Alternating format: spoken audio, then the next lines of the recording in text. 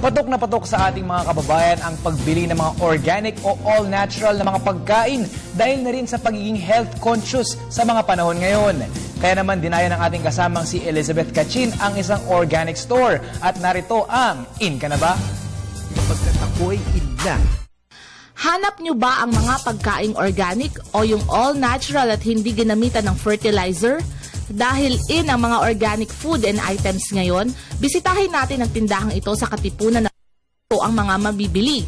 Bakit nga ba ito in ngayon? And in siya, hindi dahil uso siya, pero kasi kailangan na siya ngayon.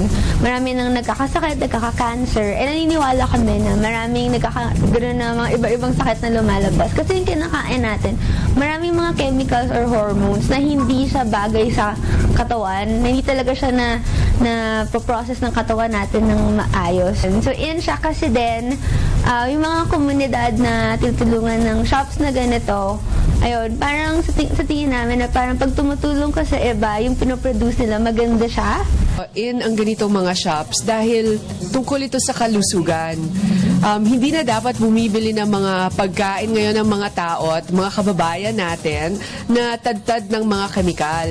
Kung ang gulay katulad nito ay tinanim na organic, pati yung pamamaraan ng pagpapatubo ay organic, walang pesticide yan, oo nga at hindi pantay-pantay. Kita mo, pero tunay na magiging maayos para sa kalusugan ng pamilya. Lahat na nga ata ay makikita mo dito. Gulay, palaman, saging, rice, kakao, herbal tea, organic eggs, bignay wine, herbal wine, pastillas, muscovado sugar at marami pang iba.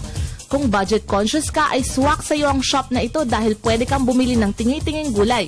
Piliin mo lang ang gusto mong bilhin at ipatimbang ito. Hindi lang yan, may mga items pang gawa ng ating mga kababayang katutubo, magsasaka o iba pang grupo na kabilang sa mahihirap na komunidad na pag binili mo ay tiyak na ring tulong sa kanila.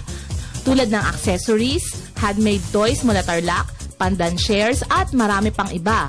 Makakabili ka na ng magagandang produkto at healthy food produce ay tiyak na makakatulong ka pa. In ka na ba? Kami, in na! Para sa Telebisyon ng Bayan, Elizabeth Kachin. In ka na ba pagkat ako'y in na?